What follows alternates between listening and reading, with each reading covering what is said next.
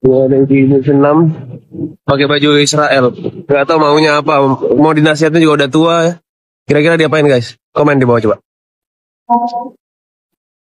Ini mau tanya aja, kok pakai baju Israel kayak gitu? Kenapa emang? Nggak, mau tanya aja. Ya, kenapa kalau menurut Anda?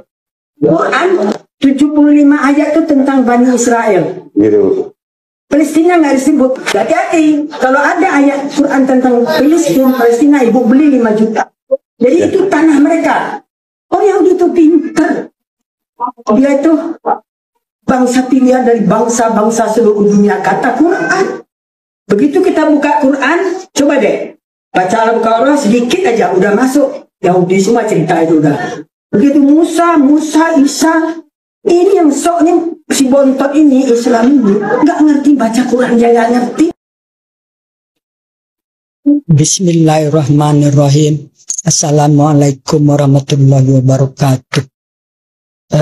Di sini Umi mau berbicara tentang kebenaran dalam Al-Quran. Umi berada di Masjid Al-Mu'awana. Umi sudah berada di masjid ini dari jam 11:30, menunggu sampai asar sambil membaca Quran, memahami terus menerus. Hidup Umi seperti itu.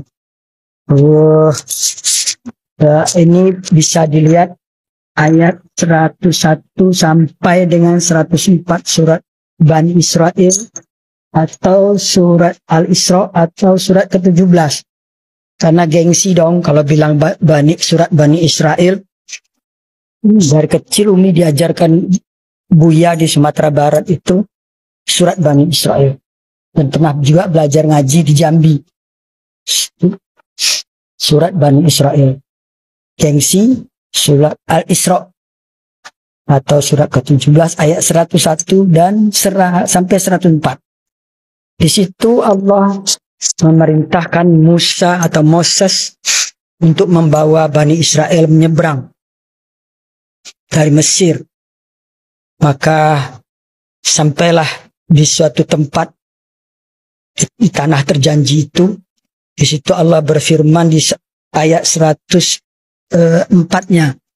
Allah berkata bahwa disinilah negerimu, disinilah kamu tinggal, sampai kamu dibangkitkan nanti kembali tempat yang berbeda-beda.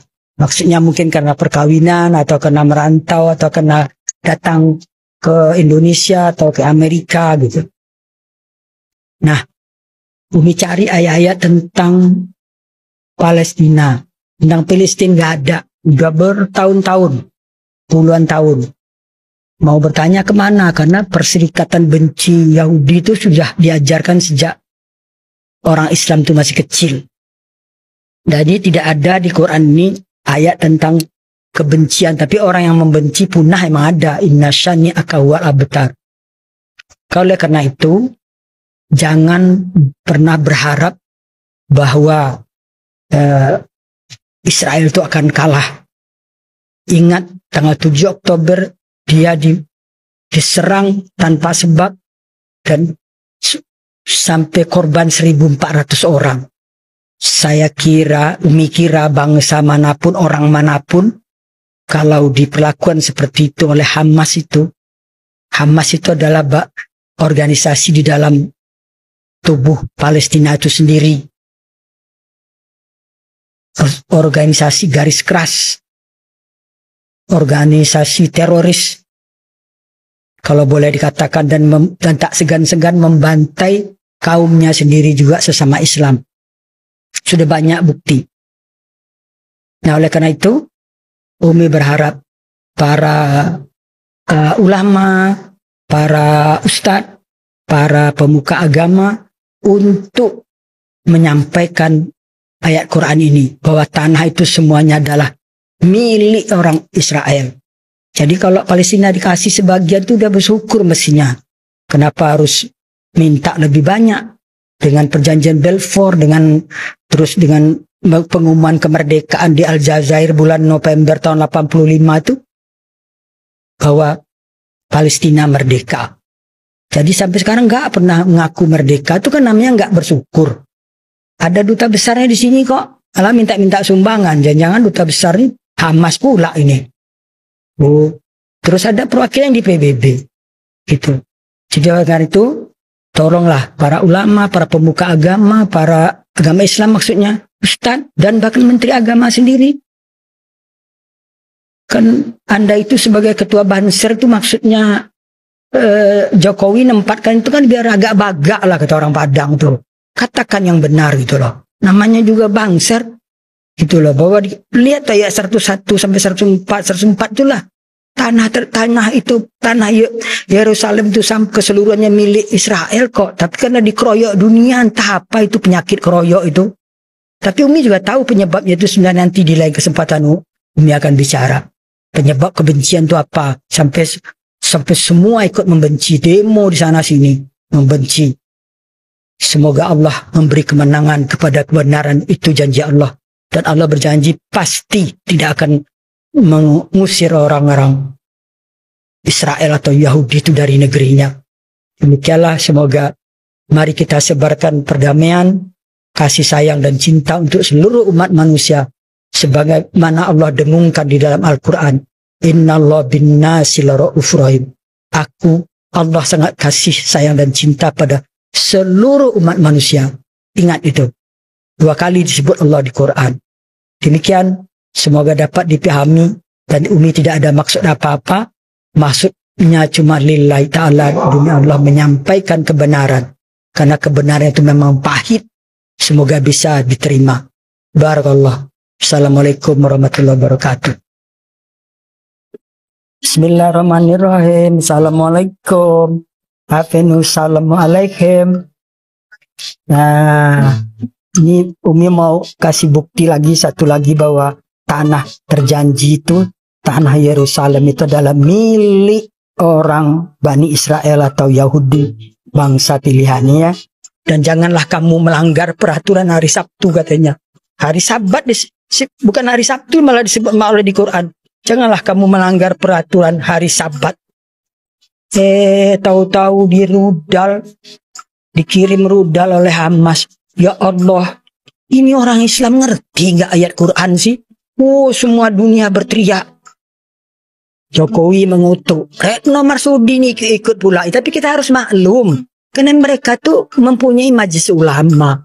Majelis ulama itu membantu kerja mereka itu. Nih ya bukti nih.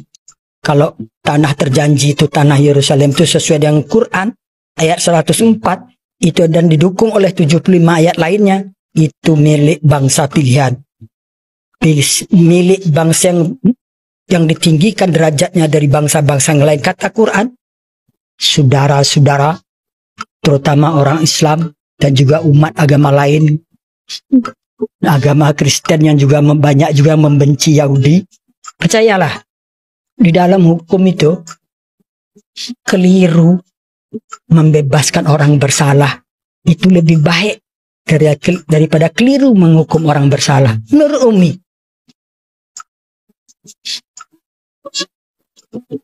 keliru itu tanahnya orang Islam, tahu-tahu diserahkan kepada orang Yahudi, jauh lebih baik daripada keliru. Bukan tanah kita, dengan tanah orang Islam ke orang Palestina kok, tanah Hamas kok, bukan. Itu diambil dari tangan orang yang punya hak. Surat An-Nisa juga ayat 154.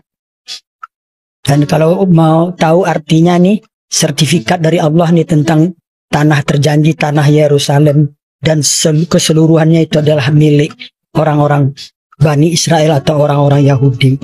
Dan kami angkat Gunung Sinai di atas mereka untuk menguatkan perjanjian mereka. Dan kami perintahkan kepada mereka, masuklah pintu gerbang Baitul Maqdis sambil bersujud. Dan kami perintahkan pula kepada mereka, janganlah kamu melanggar peraturan mengenai hari Sabat. Dan kami telah mengambil dari mereka perjanjian yang teguh. Nah, yang maksud yang kami di situ itu Allah. Allah itu kata-kata kami memang bersifat ganda, berarti di situ Allah bersama para malaikat yang menyaksikan. Dan kalau menurut kaidah bahasa Indonesia katanya Allah menunjukkan juga bahwa dia bersama membawa kita semua, dan konteksnya waktu itu bersama orang-orang Bani Terah Agung Bani Israel, keturunan agung, keturunan mulia menurut Quran, bangsa yang ditinggikan dari bangsa-bangsa yang lain. Dan ayat Quran itu berlaku terus sepanjang hidup, tidak ada waktu itu.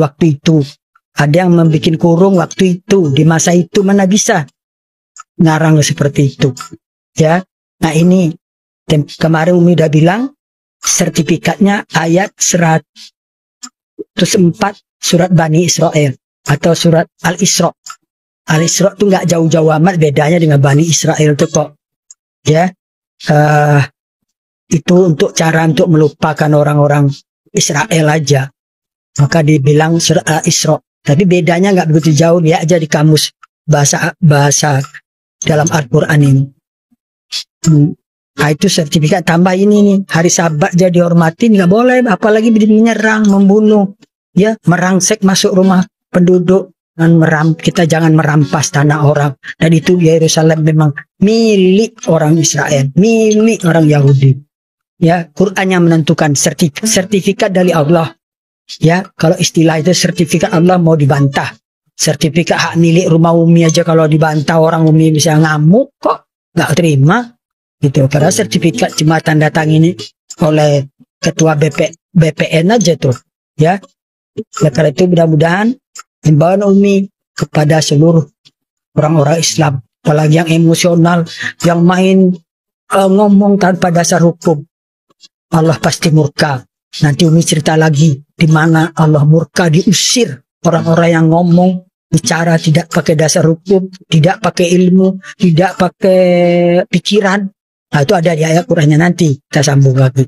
Selamat siang, bahagia selalu, damai dunia, damai kita. Dalam surat Al-Baqarah ayat 47 disebutkan bahwa Allah telah menetapkan bangsa Israel menjadi bangsa yang lebih unggul dari segala umat. Nah, kalian percaya nggak dengan ayat tersebut? Kalau percaya dengan ayat tersebut, mungkinkah ada bangsa lain yang lebih unggul dari Israel? Mungkinkah ada bangsa lain yang bisa memusnahkan Israel? Sementara pada surat Al-Baqarah ayat 47 disebut bahwa Tuhan telah menetapkan bangsa Israel sebagai bangsa yang lebih unggul dari bangsa manapun. Terserah Anda percaya sama ayat atau tidak. Nah, jadi itu sudah Allah sendiri yang mengatakan, Al-Baqarah ayat 47. Coba aja lihat bahwa bangsa Israel telah dijagakan oleh Allah sebagai bangsa yang lebih unggul dari segala umat. Jadi unggul dia, lebih unggul dari siapapun menurut Al-Baqarah ayat 47. Karena narasi Israel jajah Palestina itu opini, Sam, bukan fakta, Sam. Oh, Itu opini, Gimana bukan tuh? fakta. Gimana? Faktanya, gue jelasin sekarang nih ya, ini penting sekali. Faktanya, negara Israel itu didirikan bukan di atas tanah Palestina. Apa? Dulu itu tidak ada negara Palestina, tidak ada bangsa Palestina. Yang ada waktu itu di sana adalah negara Ottoman Turki. Ottoman Turki. Nah, itu Ottoman Turki kalah perang sama Inggris di Perang Dunia ke-1. Lalu sebagian wilayahnya itu diserahkan sama Inggris sebagai pampasan perang. Jadi yang kalah nyerahin ke yang menang gitu kan. Ini wilayah yang diambil dari Ottoman Turki jadi milik Inggris ini. Disitulah Inggris mendirikan Israel yang bertahan sampai sekarang. Didirikanlah negara Israel di atas tanah Ottoman Turki ini. Oke. Lalu itu disahkan oleh PBB. Pertanyaan gue, menjajah Palestinanya di mana? Lo tau nggak? Yang menggagalkan Palestina merdeka itu, yang selama ini diopinikan itu Israel, itu faktanya bukan. Yang menggagalkan kemerdekaan Palestina, berdirinya negara Palestina, itu adalah negara-negara Arab. Yes. Jadi PBB tahun 1947 itu menerbitkan yang namanya resolusi partisi untuk membagi tanah Ottoman Turki menjadi dua, negara Israel Yahudi dan negara Arab Palestina. Akhirnya Israel berdiri, waktu itu kan Israel langsung terima. Tapi Palestina ketika mereka mau mendirikan negara itu, mau accept dia PBB punya resolusi, negara-negara Arab bilang, no, I will not let you, gue gak akan kasih. Dan diserbu sama Arab.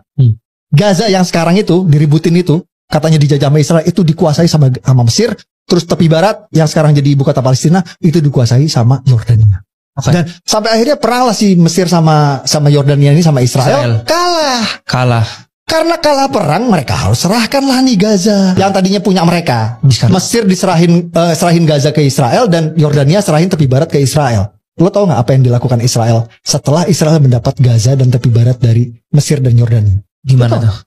Yang dilakukan sama Israel langsung menawarkan kepada bangsa Palestina. Mau nggak bikin negara? Tahun 1993 Israel bersama Amerika, waktu itu Presiden Bill Clinton kalau nggak salah, itu menawarkan perjanjian Oslo untuk mendirikan negara Palestina di Gaza dan tepi barat, Sam. Lo tau apa yang terjadi? Ditolak, Sam. Sama orang Palestina. Fakta penting lagi, setelah Amerika dan Israel menawarkan perjanjian Oslo untuk mendirikan negara Palestina yang ditolak tahun 1993, tahun 2007, Sam, ya, waktu itu Presiden Amerikanya George Bush. Amerika dan Israel kembali menawarkan kedua kalinya nih yang namanya two-state solution. Lo pernah dengar? Ya kalau lo familiar sama konflik Israel Palestina itu terkenal sama yang istilahnya two-state solution atau solusi dua negara. Two-state solution. Jadi supaya damai nih orang-orang nih, aduh lo nih ribut mulu gitu kan, lo gimana mulu, udah damailah. Lo bikin negara, urus negara lo masing-masing kan gitu. Presiden Palestina itu sudah menyetujui, oke. Terima kasih Amerika, gue terima nih, gue accept ya solusi dua negaranya ya. Oke, kita ini ya, kita move on ya. Damai. Lo tau apa yang terjadi? Ditolak sama Hamas. Dan lo tau nggak? Sejak 2007, sejak Amerika menawarkan solusi dua negara itu apa yang dilakukan Hamas? Setiap tahun, mungkin setahun bisa sekali, bisa dua kali, bisa tiga kali. Itu selalu setiap tahun ratusan roket ke Israel dalam rangka menolak solusi dua negara itu. Sampai segitunya. Pokoknya gue nggak mau damai, gue mau nyeperang. Kalau kita melek fakta sejarah, siapa sebenarnya biang kerok yang selalu menggagalkan pendirian negara Palestina? Bukan Israel, namanya Hamas. Ya, di dalam bukunya Imam Ghazali yang judulnya Fadailul Anam min Rasail Hujjatil Islam Al-Ghazali. Di dalam kumpulan Rasailnya Imam Ghazali mengatakan ya bahwa Trinitas itu bukan syirik, kata Imam Ghazali. Kata Imam Ghazali, Trinitas itu salah satu bentuk tauhid. Imam Ghazali mengatakan dalam Fadailul Anam bahwa Trinitas itu adalah salah satu bentuk tauhid. Karena apa? Karena kata Imam Ghazali tidak setuju itu Tuhan Bapa, Tuhan Anak, Tuhan itu enggak. Tapi Trinitas itu bukan syirik. Karena kata Imam Ghazali dalam Trinitas itu tiga Tuhan itu, tiga itu difahami sebagai tiga sifat. Satu Tuhan dengan tiga sifat. Makanya disebut Trinitas. Tri dalam unitas. Tiga sifat dalam satu jauhar, kata Imam Ghazali. Jadi bukan tiga jauhar. Yang dikritik oleh Al-Quran ketika mengatakan laqad kafaral ladzina qalu innallaha tsalitsu tsalatsa, itu bukan Trinitas, tapi pandangan Triteisme dari dua sekte yang ada di Jazirah Arab, yaitu sekte Mulkaniyah dan sekte Yakubiyah. Yesus apa? Utusan. Oke. Berarti Yesus utusan. dan di sini teman-teman, ketika kita berbicara masalah hal seperti ini kan tafsir dari Yohanes tadi. Dan sekarang coba kita baca dulu seperti apa kalimat lengkapnya dari Yohanes itu ya. Ya, kita sudah buka di sini ya di Yohanes 3 ayat ke-16 ya, di ND seperti yang dibaca oleh Kodondi ini ya teman-teman. Beliau membaca di susunan karangan Yohanes ya teman-teman, Yohanes lah. Karangan ini sebenarnya berbentuk serangkaian pembicaraan Yesus yang berpusatkan pada suatu kejadian atau dalil, ataupun berpangkal padanya ada gagasan Yohanes yang tertentu yang menghubungkan pembicaraan-pembicaraan itu menjadi satu kesatuan sebagai bukti, atau lebih tepat kalau dikatakan sebagai kesaksian bahwa Yesus benarlah Mesias, utusan Allah. Memang betul kalau kita pangkas dari sini bahwa Yesus benarlah Mesias utusan Allah. Kalau diputus ya ada kemiripan. Tapi kalau dilanjut gak mirip sama sekali teman-teman. Gak mirip sama sekali. Coba kita baca kelanjutannya. Dan dia sendiri perwujudan Allah. Yesus diutus oleh Allah lalu berwujud Allah. Ya Allah. Makanya jangan dipotong untuk mencari pembenaran. Yesus sebagai Mesias diutus Allah ke muka bumi lalu berwujud Allah di bumi. Apa iya di dalam Al-Quran Mesias atau Isa itu adalah berwujud Allah, utusan Allah lalu berwujud Allah? Coba jawab. Tidak kan? Ya tidak. Karena Qahdondi hanya ingin mencari pembenaran, jadi dipotong sampai di situ. Lalu mengucapkan kalimat entah. Entah itu Yesus turun ke bumi, lalu menyerupai Allah, lalu berinkarnasi jadi Allah. Kita tidak membahas ke sana ya katanya. Kita hanya membahas utusannya, kemiripannya. Dari kalimat aslinya saja, dari ayatnya saja sudah tidak ada mirip-miripnya. Yang dimana di sini karena begitu besar kasih Allah akan dunia sehingga ia telah mengaruniakan anaknya yang tunggal supaya setiap orang yang percaya kepadanya tidak binasa melainkan beroleh hidup yang kekal. Hidup yang kekal. Dari segi mananya yang mirip ya? Dari segi mananya yang mirip? Gak ada mirip-miripnya Qahdondi. Asal Anda tahu, kalau kita berbicara kebenaran, orang pasti akan menemukan jalan untuk menemukan kebenaran itu. Tapi ketika orang berusaha, bersusah payah untuk mencari pembenaran, maka sejauh manapun dia mencari pembenaran, akan ketemu titik salahnya. Akan ketemu titik kekeliruannya. Karena apa? Kalau antum ingin mencari pembenaran atas suatu kesalahan, sampai ke lubang semut pun, antum akan ketemu titik kesalahannya. Jangan seperti itu. Ya, di dalam bukunya Imam Ghazali yang judulnya Fadailul Anam min Rasail Hujjatil Islam Al-Ghazali. Di dalam kumpulan Rasailnya Imam Ghazali mengatakan ya bahwa Trinitas itu bukan syirik. Kata Imam Ghazali. Kata Imam Ghazali, Trinitas itu salah satu bentuk tauhid. Imam Ghazali mengatakan dalam Fadailul Anam bahwa Trinitas itu adalah salah satu bentuk tauhid. Karena apa? Karena kata Imam Ghazali tidak setuju itu Tuhan Bapa, Tuhan Anak, Tuhan itu enggak. Tapi Trinitas itu bukan syirik. Karena kata Imam Ghazali dalam Trinitas itu tiga Tuhan itu, tiga itu difahami sebagai tiga sifat. Satu Tuhan dengan tiga sifat. Makanya disebut Trinitas. Tri dalam unitas. Tiga sifat dalam satu jauhar, kata Imam Ghazali. Jadi bukan tiga jauhar yang dikritik oleh Al-Quran ketika mengatakan laqad kafaral ladzina qalu innallaha tsalitsu tsalatsah, itu bukan Trinitas, tapi pandangan Triteisme dari dua sekte yang ada di Jazirah Arab, yaitu sekte Mulkaniyah dan sekte Yakubiyah.